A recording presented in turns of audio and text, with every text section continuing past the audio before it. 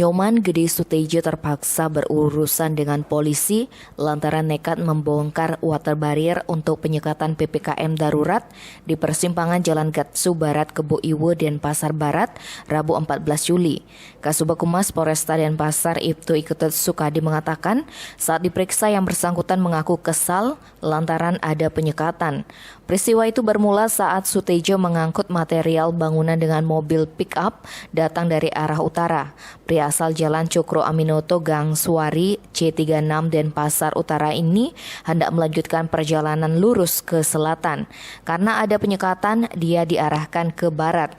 Karena kesal, ia turun dari mobil dan langsung membuka blokade penyekatan dengan cara menggeser paksa dan melemparkan barier serta trafikon ke pinggir. Di tempat kejadian perkara, Soetedjo meluapkan kekesalannya dengan berteriak-teriak tidak setuju kepada yang mengeluarkan kebijakan penyekatan.